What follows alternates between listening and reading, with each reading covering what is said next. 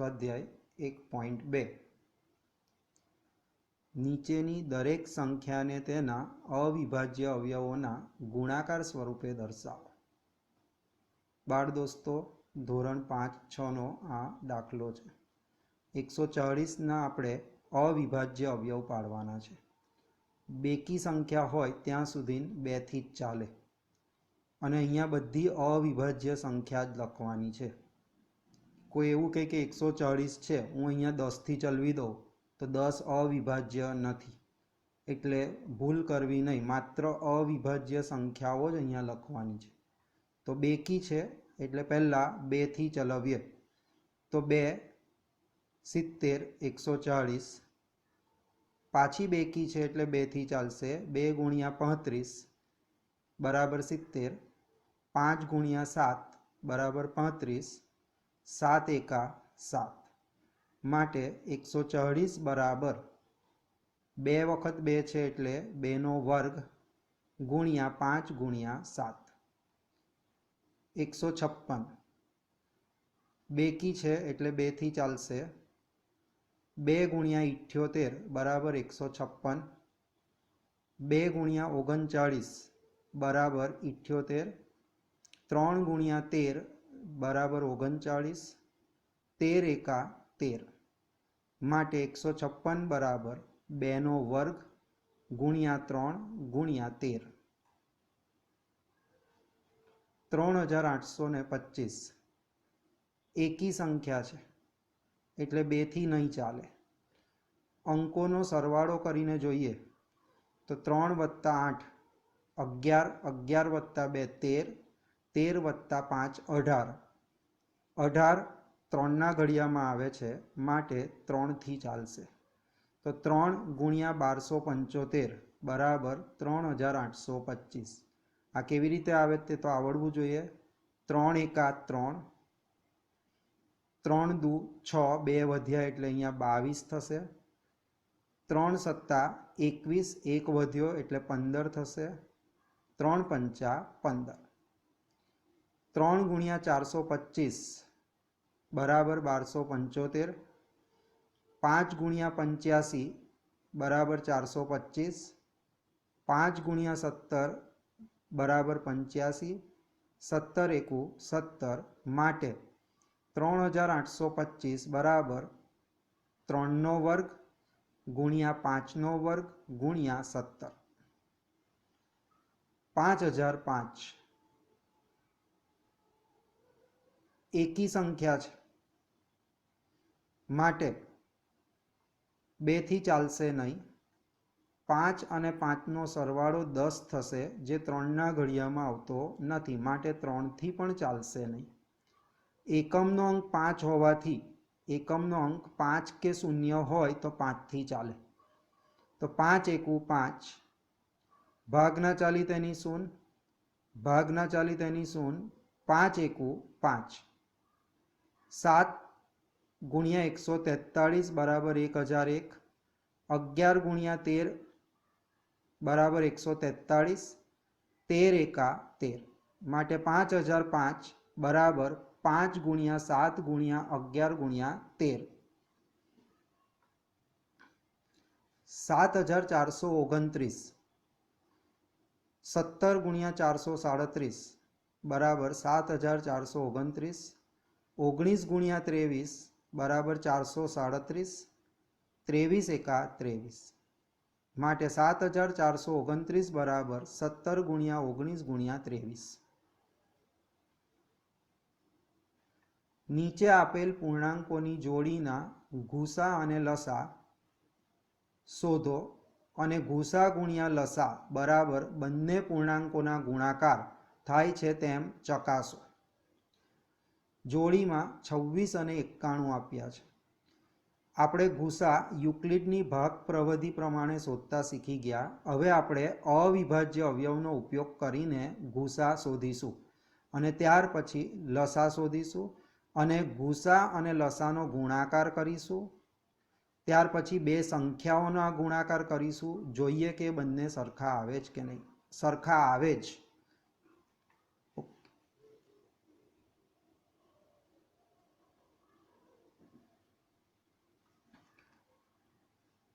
26 બેકી સંખ્યા છે એટલે 2 ગુણ્યા 13 બરાબર 26, 13 એકુ 13.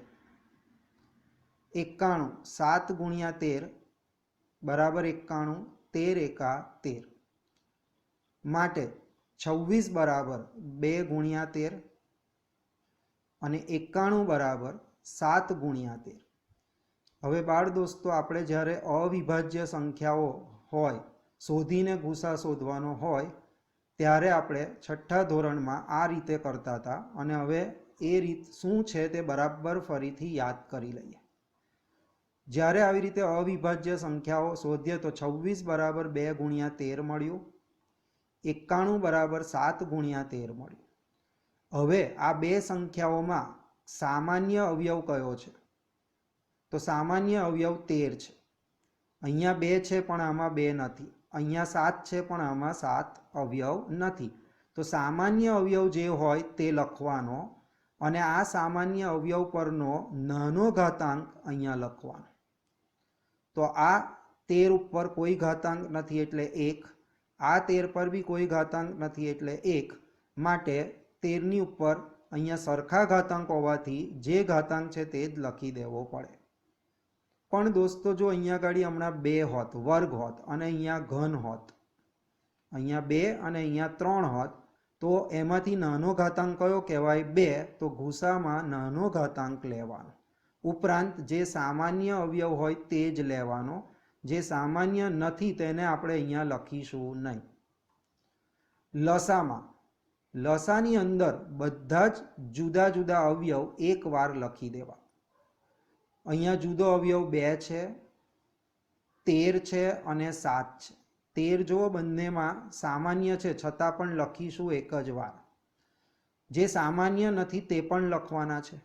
તો અહીંયા 2, 7, 13 અને હવે આ 2 ની ઉપરનો મોટો ઘાતાંક લખવાનો, 7 ની ઉપરનો મોટો ઘાતાંક અને 13 ની ઉપરનો મોટો ઘાતાંક.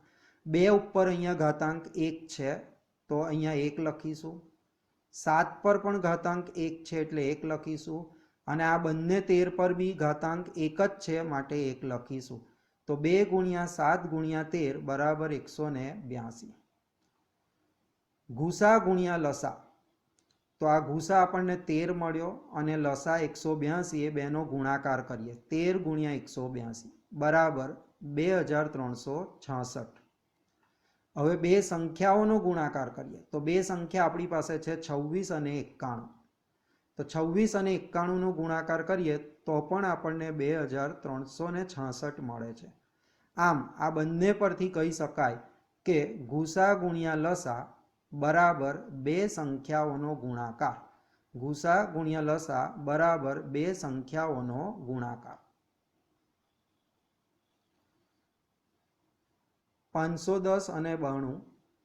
510 ના અવિભાજ્ય અવયવ પાડે તો અહીંયા બેકી સંખ્યા છે જેનો એકમનો અંક 0, 2, 4, 6, 8 હોય તે બેકી સંખ્યા કહેવાય અને જે બેકી સંખ્યા હોય તેને 2 વડે ભાગી શકાય. તો 2 ગુણ્યા 255 બરાબર 510. હવે આ બેકી સંખ્યા નથી તો આ અંકોનો સરવાળો કરવાનો. જો એ 3 ના ઘડિયામાં આવે તો અહીંયા 3 લખવાનું. તો 2 + 5 7, 7 + 5 12, 12 3 ના ઘડિયામાં આવે માટે 3 થી ચલાવીએ. 3 × 8 = 24, 1 વધ્યો, 3 × 5 = 15 માટે 3 ગુણ્યા 85 બરાબર 255. 5 ગુણ્યા 17 બરાબર 85 અને 17 એકુ 17 માટે 510 બરાબર 2 ગુણ્યા 3 ગુણ્યા 5 ગુણ્યા 17. 92 બેકી સંખ્યા છે 2 ગુણ્યા 46 બરાબર 92. પાછી બેકી સંખ્યા છે એટલે 2 થી ચલાવીએ તો 2 ગુણ્યા 23 બરાબર 46. 23 પોતે અવિભાજ્ય છે. જ્યારે અહીંયા અવિભાજ્ય સંખ્યા આવે તો એનાથી જ ચલાવવું પડે. તો 23 એકા 23 માટે 92 બરાબર 2 નો વર્ગ ગુણ્યા 23. હવે આપણે ગુસા શોધીએ તો ગુસામાં આ બંનેમાં સામાન્ય અવયવ કયો છે? તો જો અહીંયા 2 છે, અહીંયા પણ 2 છે. બાકી કોઈ પણ સામાન્ય અવયવ નથી, તો અહીંયા 2 લખવાનું. ગુસાની અંદર જે સામાન્ય અવયવ હોય તે જ લખવાનો છે ફક્ત. અને હવે આ બેમાંથી ઘાતાંક કઈ નાની છે તે જોવાનું. તો અહીંયા 2 ની ઉપર 1 ઘાતાંક, અહીંયા 2 ની ઉપર 2 ઘાતાંક. તો 1 ઘાતાંક ઓછી કહેવાય, તો ગુસામાં ઓછી ઘાતાંક લેવાની. એટલે અહીંયા ગુસા મળ્યો 2 ની 1 ઘાત એટલે 2. લસામાં બધા જ અવયવો એક એક વાર લખવા. તો જે સામાન્ય અવયવ છે તે પણ એક જ વાર લખવો. તો અહીંયા 2, 3, 5, 17 અને 23 એ બધા લખવાના. બધા જ અવયવ અહીંયા લખવાના છે. અને જે એની ઉપરનો મોટો ઘાતાંક લેવાનો. તો અહીંયા 2 ની ઉપર 1 ઘાતાંક છે, અહીંયા 2 ની ઉપર 2 ઘાતાંક છે, તો મોટો ઘાતાંક 2 થશે એટલે આપણે અહીંયા 2 લખવાનું. ગુસામાં નાનો ઘાતાંક લખવાનો, લસામાં મોટો ઘાતાંક લખવાનો. ગુસામાં માત્ર સામાન્ય અવયવ જ લેવાનો, લસામાં બધા જ જુદા જુદા અવયવ એક એક વાર તો લેવાના જ અને તેમની ઉપર મોટો ઘાતાંક લખતું જવાનું. તો અહીંયા 2 ઉપર મોટો ઘાતાંક 2 છે એટલે 2 લખીશું. 3 એક જ વાર છે તો એની ઉપરનો ઘાતાંક 1 છે એટલે અહીંયા 1 લખીશું. 5 ની ઉપર 1 ઘાત, 17 ની ઉપર 1 ઘાત અને 23 ની ઉપર 1 ઘાત. 2 નો વર્ગ 4 થશે અને એનો ગુણાકાર કરીશું તો આપણને 23,460 મળશે. હવે આપણે બે સંખ્યાઓનો ગુણાકાર કરીએ. તો બે સંખ્યાઓ આપણને આપી છે 510 અને 92. તો 510 ગુણ્યા 92 બરાબર 46,920. ગુસા ગુણ્યા લસા એટલે કે હવે ગુસા અને લસાનો ગુણાકાર કરીએ. તો ગુસા 2 છે, લસા છે 23,460. એનો ગુણાકાર કરીએ તો પણ 46,920 મળે છે. આ પરથી લખી શકાય ગુસા ગુણ્યા લસા બરાબર બે સંખ્યાઓનો ગુણાકાર અથવા બે સંખ્યાઓનો ગુણાકાર બરાબર ગુસા ગુણ્યા લસા. ત્રીજો દાખલો 336 બેકી સંખ્યા છે, તેના અવિભાજ્ય અવયવ પાડીએ તો 2 ગુણ્યા 168 બરાબર 336. પાછી બેકી સંખ્યા મળી એટલે 2 થી જ ચલવીશું. 2 ગુણ્યા 84 બરાબર 168. હજુ બેકી સંખ્યા છે એટલે 2 થી ચલાવીએ. 2 ગુણ્યા 42 બરાબર 84. 2 ગુણ્યા 21 બરાબર 42. હવે આ એકી સંખ્યા છે, અયુગ્મ સંખ્યા છે, માટે 2 થી અહીંયા ચાલશે નહીં, 3 થી ચાલશે. 3 સત્તા 21 અને 7 એકુ 7, માટે 336 બરાબર 2 ની 4 ઘાત.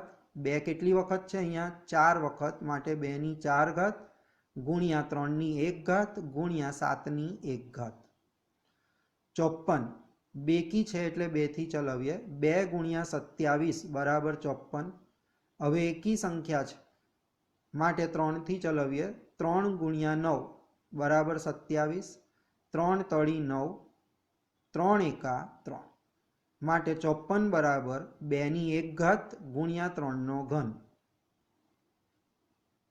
2 ની 1 ઘાત ગુણ્યા 3 નો ઘન. હવે આપણે ગુસા શોધીએ. તો ગુસામાં સામાન્ય અવયવ લેવાનો. તો આ બે સામાન્ય અવયવ છે એટલે અહીંયા 2 લખીશું. 3 પણ સામાન્ય અવયવ છે માટે 3 પણ લખીશું ગુણાકારમાં.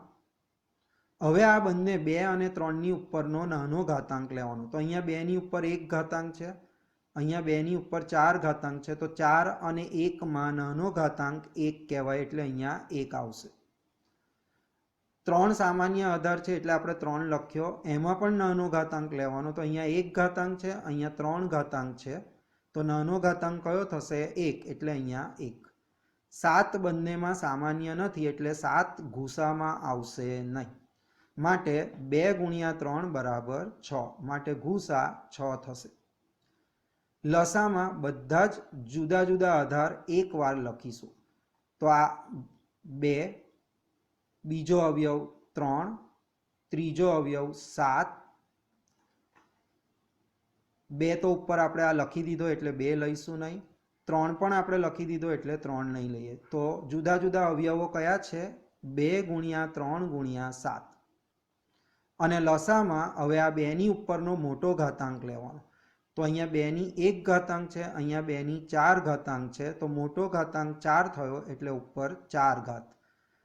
3 સામાન્ય આધારમાં મોટો ઘાતાંક 3 છે એટલે મોટો ઘાતાંક આપણે 3 લઈશું અને 7માં મોટો ઘાતાંક 1 છે માટે 7 ની ઉપર 1.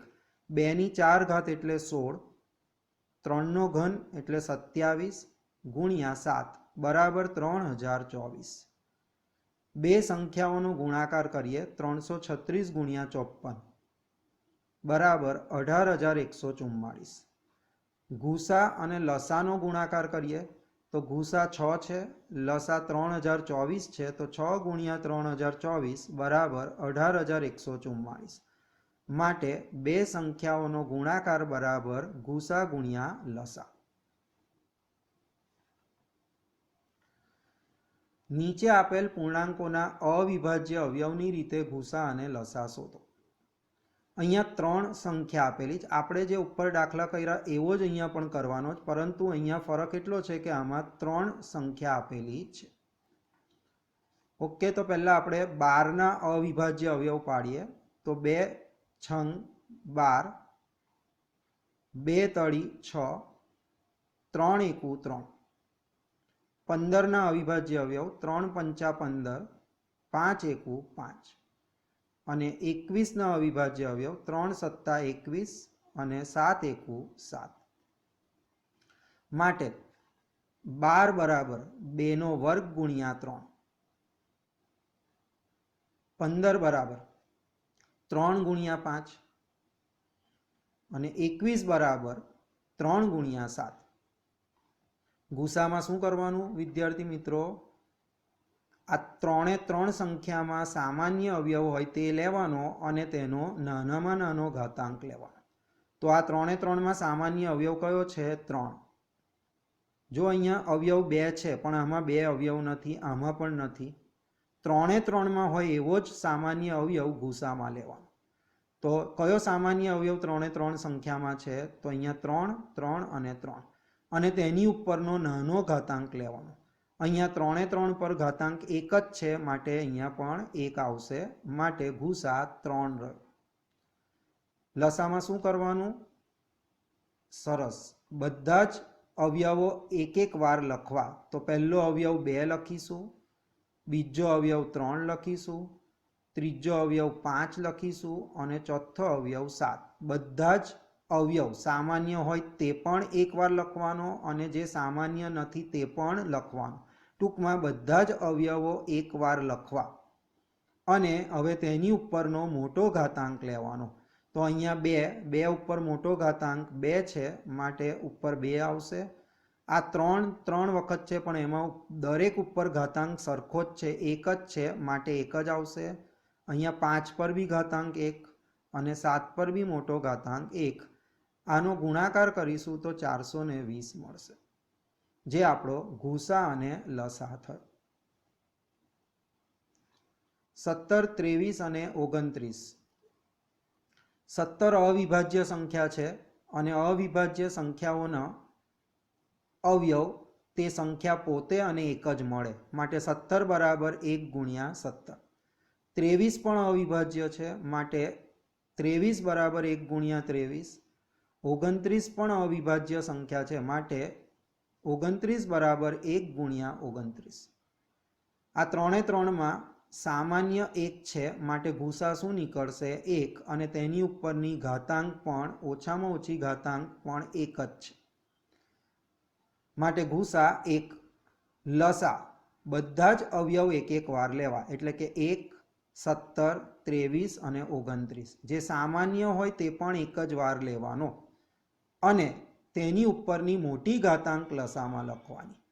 તો સામાન્ય 1 છે તે પણ એકવાર લખવાનો, 17 એકવાર, 23 એકવાર ને 29 એકવાર. 17ની ઉપરનો મોટો ઘાતાંક લખવાનો તો 17 ઉપર 1 ઘાતાંક છે, 23 પર 1 ઘાતાંક અને 29 પર 1 ઘાતાંક. ત્રણેયનો ગુણાકાર કરીએ તો 11339 લસા મળે. વિદ્યાર્થી મિત્રો, અવિભાજ્ય સંખ્યાઓનો આ બધી જો અવિભાજ્ય સંખ્યા છે, અવિભાજ્ય સંખ્યાઓનો ગુસા હંમેશા 1 મળે. આ સૂત્ર પણ યાદ રાખવું. કેવી સંખ્યાઓનો ગુસા 1 મળે? જો બધી જ સંખ્યા અવિભાજ્ય હોય તો તેનો ગુસા 1 મળે અને લસા તેમના ગુણાકાર જેટલો મળે. જો 17 બી અવિભાજ્ય, 23 પણ અવિભાજ્ય ને 29 પણ અવિભાજ્ય, તો ગુસા આ બધી જ અવિભાજ્ય હોવાથી ગુસા 1 મળશે અને લસા તેના ગુણાકાર જેટલો મળે. 8ના અવિભાજ્ય અવયવ પાડીશું તો આપણને મળશે 8 બરાબર 2 નો ઘન, 2 ગુણ્યા 2 ગુણ્યા 2. 9ના અવિભાજ્ય અવયવ પાડીશું તો મળશે 3 નો વર્ગ અને 25ના અવિભાજ્ય અવયવ પાડીશું તો મળશે 5 નો વર્ગ. 3 એ 3માં સામાન્ય હોય, 3 એ 3માં અવયવ સામાન્ય હોય તે ગુસામાં લેવો, પરંતુ આમાં અવયવ 2 છે જ્યારે અહીંયા 2 અવયવ બંનેમાં નથી. અહીંયા અવયવ 3 છે પણ આમાં ને આમાં 3 અવયવ નથી. અહીંયા અવયવ 5 છે અને આમાં અવયવ 5 નથી. માટે એક પણ સામાન્ય અવયવ નથી. એક પણ સામાન્ય અવયવ ના હોય તો ગુસા કેટલો નીકળે? 1. આમાં કોઈ સામાન્ય અવયવ જ નથી. સામાન્ય અવયવ ના હોય તો ગુસા 1 નીકળે. ફરીથી યાદ કરાવી દઈએ, ગુસા અને લસાનું મૂલ્ય 0 ન હોય. ક્યારે પણ ગુસા 0 કે લસા 0 લખી શકાય જ ના. એટલે કોઈ પણ સામાન્ય અવયવ ના મળે તો ગુસા 1 કહેવાય. લસા બધા જ અવયવ એક એક વાર લખી દેવા અને તેની ઉપરનો મોટો ઘાતાંક લખી દેવો. તો 2 અવયવ લખ્યો, 2ની ઉપર મોટો ઘાતાંક, આમાં 3 જ છે એટલે અહીંયા 3 આવશે. 3 અવયવ લખ્યો અને 3ની ઉપરનો મોટો ઘાતાંક 2 છે એટલે 3નો વર્ગ આવશે. 5 અવયવ લખ્યો અને 5ની ઉપરનો મોટો ઘાતાંક પણ 2 છે. આનો ગુણાકાર કરીશું તો 1800 આવશે. ગુસા આ બે સંખ્યાઓ આપેલી છે એટલે કે 306 અને 657 નો ગુસા આપણને 9 આપી દીધો છે અને આપણે લસા શોધવાનો છે. જ્યારે પણ ગુસાની કિંમત આપી દીધી હોય અથવા લસાની કિંમત આપી દીધી હોય તો આપણી પાસે આ સૂત્ર છે, ગુસા ગુણ્યા લસા બરાબર 2 સંખ્યાઓનો ગુણાકાર. એના દ્વારા જ સૌથી સહેલું પડે શોધવાનું. ક્યારે આ સૂત્ર વાપરી શકાય? જ્યારે ગુસા કે લસાનું મૂલ્ય આપી દીધેલું હોય, લસા કે ગુસાનું કોઈ એકનું મૂલ્ય આપી દીધું હોય ત્યારે આપણે આ સૂત્રનો ઉપયોગ કરીશું. તો અહીંયા ગુસાની કિંમત આપી દીધી છે 9 અને આપણે લસા શોધવાનો છે. તો આ સૂત્ર ગુસા ગુણ્યા લસા બરાબર 2 સંખ્યાઓનો ગુણાકાર.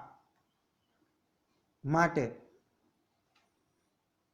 ગુસા વત્તી 9 ગુણ્યા લસા શોધવાનું છે બરાબર 2 સંખ્યાઓ કઈ આપેલી છે? 306 ગુણ્યા 657. આ 9 બીજી બાજુ પર છેદમાં જતા રહેશે. 9થી આને ઉડાવી દઈએ તો 34 ગુણ્યા 657 બરાબર 22,338. માટે લસા 306,657 બરાબર 22,338. કોઈક પ્રાકૃતિક સંખ્યા n માટે 6ની n ઘાતનો અંતિમ અંક 0 થાય કે નહીં તે ચકાસો. મોસ્ટ ઇમ્પોર્ટન્ટ દાખલો કરવો જ. ધ્યાનથી આપણે જાણીએ છીએ કે જો અંતિમ અંક એટલે એકમનો અંક, અંતિમ અંક એટલે એકમનો અંક. આ જે 306 લખ્યા છે તેમાં આને અંતિમ અંક કહેવાય, જેને આપણે એકમનો અંક પણ કહીએ છીએ. તો આપણો પ્રશ્ન શું છે અહીંયા કે 6ની ઉપર n ઘાત હોય અને n કોઈ પ્રાકૃતિક સંખ્યા છે એટલે n તરીકે 1, 2, 3 એવી સંખ્યા લઈએ તો એનો અંતિમ અંક 0 મળશે કે નહીં મળે તે આપણે ચકાસવાનું છે. તો કોઈ પણ સંખ્યાનો અંતિમ અંક 0 થવા માટે તે 10 વડે વિભાજ્ય થવો જોઈએ. સવાલ જ નથી. અંતિમ અંક 0 હોય તો તે કોના વડે વિભાજ્ય હોય? 10 વડે. તો અંતિમ અંક 0 થવા માટે તે શેના વડે વિભાજ્ય થવો જોઈએ? 10 વડે ભાગી શકાય તેવો હોવો જોઈએ, નિશેષ ભાગી શકાય, એટલે કે શેષ 0 વધવો જોઈએ. તો ક્યારે આપણે 10 વડે, ક્યારે અંતિમ અંક 0 હોય કે કેવી સંખ્યાનો અંતિમ અંક 0 હોય? સરસ, જેને આપણે 10 વડે વિભાજ્ય હોય. અને 10ના અવિભાજ્ય અવયવ પાડીએ તો 2 ગુણ્યા 5 મળે. એટલે કે આ સંખ્યા 6n જો 10 વડે વિભાજ્ય હોય તો આપણે આ 6ના અવિભાજ્ય અવયવ પાડીશું, તેમાં 2 અને 5 બંને મળે તો આપણે કહીએ કે તેનો અંતિમ અંક 0 હશે, કારણ કે 10ના અવિભાજ્ય અવયવ 2 અને 5 છે. ઓકે, તો આમ કોઈ પણ સંખ્યાનો અંતિમ અંક 0 થવા માટે તે 2 અને 5 બંને વડે વિભાજ્ય થવો જોઈએ. બાળ દોસ્તો, વિભાજ્ય એટલે તેનો ભાગાકાર કરીએ, 2 વડે ભાગાકાર કરીએ આ સંખ્યાનો તો શેષ 0 મળવો જોઈએ, અને 5 વડે બી ભાગાકાર કરીએ તો શેષ શું મળવો જોઈએ? 0. તો જ્યારે શેષ 0 મળે ત્યારે આપણે એવું કહી શકીએ કે તે 2 વડે પણ વિભાજ્ય છે અને 5 વડે પણ વિભાજ્ય. તો હવે આપણે 6n ના 6ના અવિભાજ્ય અવયવ પાડીએ. તો 6ના અવિભાજ્ય અવયવ શું મળશે? 2 ગુણ્યા 3 ની ઉપર n ઘાત. આ n ઘાત 2 ને પણ લાગશે અને 3 ને પણ, તો 2 ની n ઘાત ગુણ્યા 3 ની n ઘાત. આપણે ધ્યાનથી જોઈએ તો 6ના અવિભાજ્ય અવયવમાં 2 મળે છે પણ 5 મળતો નથી. આપણે તો 2 અને 5 બંને જોઈએ તો જ તે 10 વડે વિભાજ્ય થાય. તો આપણને 2 મળે છે પરંતુ 5 મળતો નથી. તો 6 ની n ઘાતનો અંતિમ અંક 0 ન હોય. સમજાવો કે 7 ગુણ્યા 13 ગુણ્યા 11 વત્તા 13 અને 7 ગુણ્યા 6 ગુણ્યા 5 ગુણ્યા 4 ગુણ્યા 3 ગુણ્યા 2 ગુણ્યા 1 વત્તા 5 એ શા માટે વિભાજ્ય સંખ્યાઓ છે? વિદ્યાર્થી મિત્રો, વિભાજ્ય સંખ્યા એટલે જેના 2 કરતાં વધારે અવયવ મળે અને તેમાં પણ જે સંખ્યા હોય તે અને એક સિવાયના જે વધારે મળે તેને આપણે કહીએ છીએ વિભાજ્ય. ઓકે, બહુ સરળ દાખલો છે. આ પહેલી સંખ્યા આપણે લઈએ તો 7 ગુણ્યા 11 ગુણ્યા 13 વત્તા 13 શું કોમન નીકળશે? સરસ, 13 કોમન નીકળે છે. તો 7 ગુણ્યા 11 વત્તા આ 1 વધશે. ભાગુ સભા પ્રમાણે પહેલા ગુણાકાર કરવો. પહેલા ભૂલમાં 11 વત્તા 1 સરવાળો કરશો નહીં, પહેલા ભાગાકાર કરવો પડે, પછી ગુણાકાર, પછી સરવાળો કે બાદબાકી. તો અહીંયા તો ભાગાકારનો સંકેત નથી, તો પહેલા કયું કરવું પડે? ગુણાકાર. ક્રમ કયો છે? છઠ્ઠા ધોરણમાં શીખી ગયા છો, ભાગુ સભા. તો 7 ગુણ્યા 11 77 વત્તા 1 78. આમ 78 ના અવિભાજ્ય અવયવ પાડીએ તો 13 ના અવિભાજ્ય અવયવ તો 13 પોતે જ મળશે, કારણ કે 13 પોતે અવિભાજ્ય સંખ્યા છે. 78 ના 2 ગુણ્યા 3 ગુણ્યા 13. આમ આપણને કેટલા અવયવ મળ્યા? 2, 3 અને 13. એટલે કે આપણને 2 કરતાં વધારે અવયવ મળે છે. અને 2 કરતાં વધારે અવયવ મળે તો તે કેવી સંખ્યા કહેવાય? વિભાજ્ય સંખ્યા છે.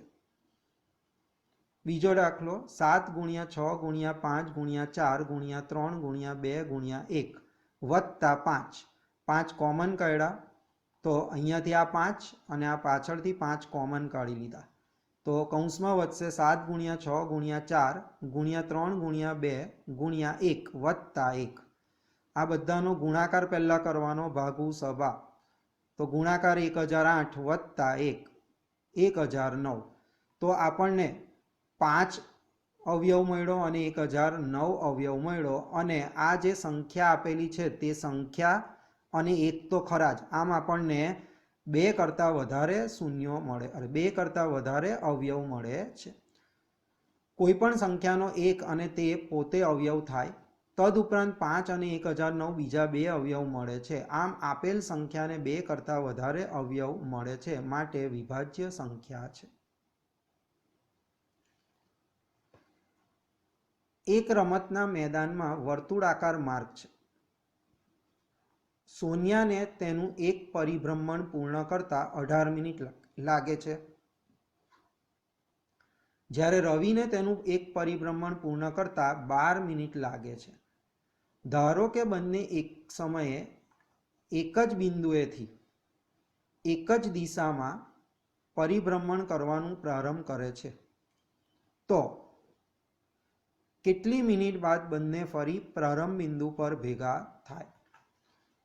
ઓકે, માર્ગ છે વર્તુળાકાર. આપણે અહીંયા એક વર્તુળાકાર માર્ગ દર્શાવેલો છે.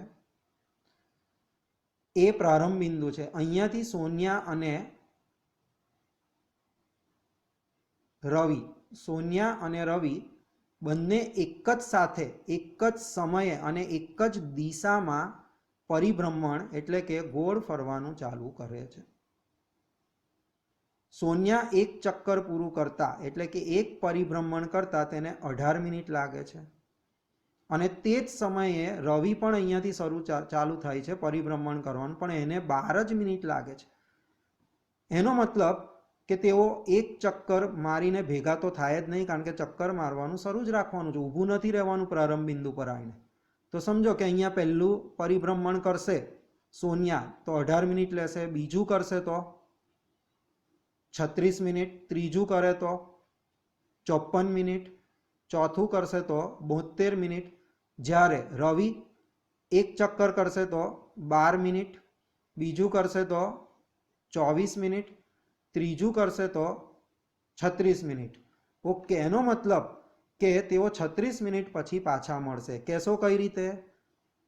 સોનિયાએ 2 ચક્કર લેવા માટે 36 મિનિટ લીધેલી અને રવિએ 3 ચક્કર મારવા માટે 36 મિનિટ લીધી, એટલે બંને ભેગા 36 મિનિટ પછી થશે, જે આપણે આમ જ મૌખિક રીતે જ ગણતરી કરી શકીએ. આવા દાખલાની અંદર આપણે લસા શોધીને પણ આ વ્યવહારુ દાખલાનો ઉકેલ મેળવી શકીએ.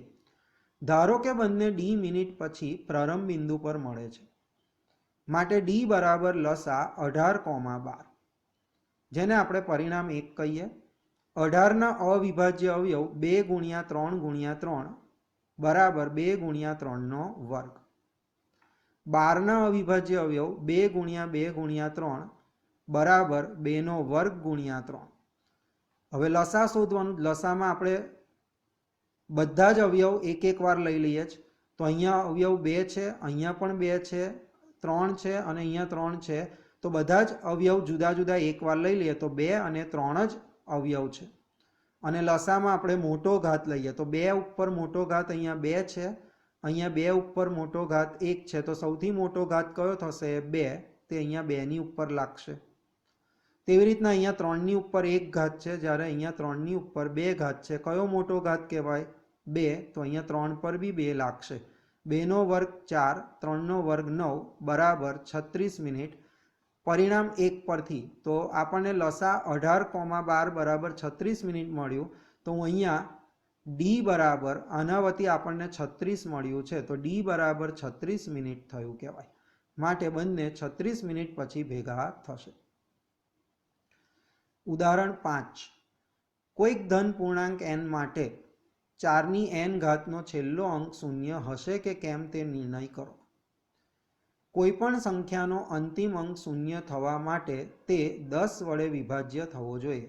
હમણાં જ આપણે આગળ કરી ગયા કે 0 જો એકમનો અંક 0 થવો હોય તો તે શાના વડે વિભાજ્ય હોવો જોઈએ? 10 વડે. અને 10ના અવિભાજ્ય અવયવ પાડીએ તો 2 અને 5. તો આમ કોઈપણ સંખ્યાનો અંતિમ અંક 0 થવા માટે એ 2 અને 5 બંને વડે વિભાજ્ય થવો જોઈએ.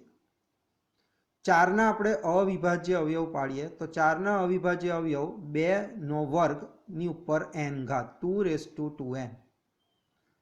4ના અવિભાજ્ય અવયવમાં 2 મળે છે પણ 5 મળતો નથી. માટે 4ની n નો અંતિમ અંક 0 ન હોઈ શકે.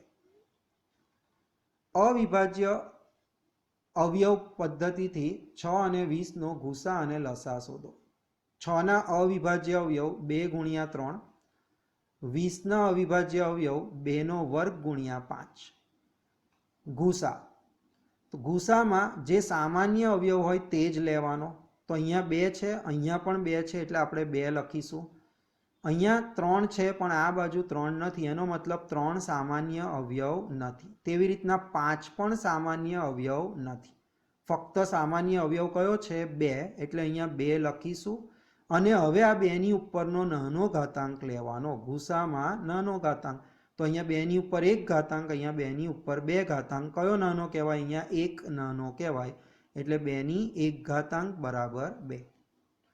લસામાં બધા જ અવયવ એકવાર લખી દેવા. તો જે સામાન્ય અવયવ છે તે પણ એકવાર લખીશું. તો અહીંયા 2 સામાન્ય છે તે પણ આપણે એકવાર લખીશું.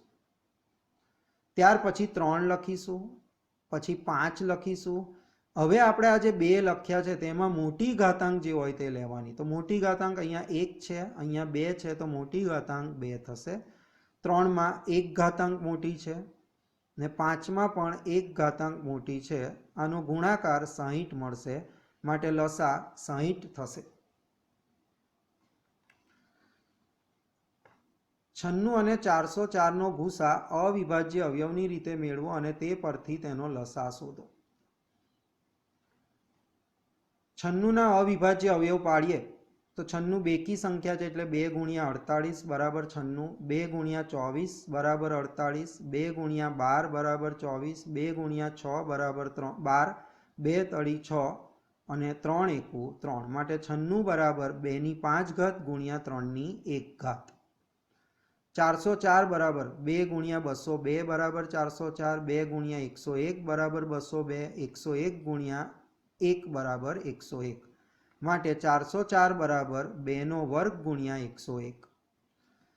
હવે ગુસા શોધવાનો છે, તો સામાન્ય અવયવ કયો છે? અહીંયા 2, તે અહીંયા લખીશું અને આ 2માંથી નાનો ઘાતાંક આપણે લઈશું. તો 5 અને 2માં નાનો ઘાતાંક કયો કહેવાય? 2, તો અહીંયા 2 લખીશું. ગુસામાં ફક્ત સામાન્ય અવયવ જ લેવો અને એ સામાન્ય અવયવ પરનો નાનો ઘાતાંક તેની પર લખવો. 2નો વર્ગ બરાબર 4. લસામાં બધા જ સામાન્ય અવયવ અને જે અવયવ સામાન્ય નથી તે પણ બધા જ એક એક વાર લખવા. તો અહીંયા સામાન્ય અવયવ 2 છે તે પણ એકવાર લખીશું, 3 પણ આપણે એકવાર લખીશું અને 101 પણ લખીશું. હવે આ જે સામાન્ય અવયવ છે તેની ઉપરનો મોટો ઘાતાંક લઈશું. તો સામાન્ય અવયવ 2 છે તેની પરનો મોટો ઘાતાંક કયો છે? આપણી પાસે 5. તો અહીંયા 5 લખીશું. 3 પર મોટો ઘાતાંક કંઈ નથી એટલે 1 થશે અને 101 પર બી ઘાતાંક 1 થશે. આનો ગુણાકાર કરીશું તો 9696. કારણ કે 2/5 એટલે 2 ગુણ્યા 2 ગુણ્યા 2 ગુણ્યા 2 ગુણ્યા 2 એટલે 32 ગુણ્યા 3 ગુણ્યા 101, 9696 મળશે. અવિભાજ્ય અવયવની રીતે 6, 72 અને 120નો ભૂસા અને લસા શોધો. 6ના અવિભાજ્ય અવયવ આપણને મળશે 2 ગુણ્યા 3. 72ના અવિભાજ્ય અવયવ મળશે 2/3 ગુણ્યા 3નો વર્ગ અને 120ના અવિભાજ્ય અવયવ મળશે 2/3 ગુણ્યા 3 ગુણ્યા 5. ગુસા શોધવા. ગુસામાં 3માં કોમન હોય સામાન્ય અવયવ તે લેવાનો. તો જો અહીંયા બધામાં 2 આધાર છે, 2 સામાન્ય અવયવ છે એટલે 2 લખીશું. બધામાં 3 પણ સામાન્ય અવયવ છે એટલે 3 પણ લખીશું અને હવે 2 ઉપરનો નાનો ઘાતાંક લઈશું, સૌથી નાનો ઘાતાંક. તો અહીંયા 1 છે, અહીંયા 3 છે, અહીંયા 3 છે એટલે 1 લખીશું અને 3 પરનો બી નાનો ઘાતાંક લઈશું. અહીંયા 1 છે, અહીંયા 2 છે ને અહીંયા 1 છે, તો નાનો ઘાતાંક કયો થયો? 1. તો 3 દુ 6.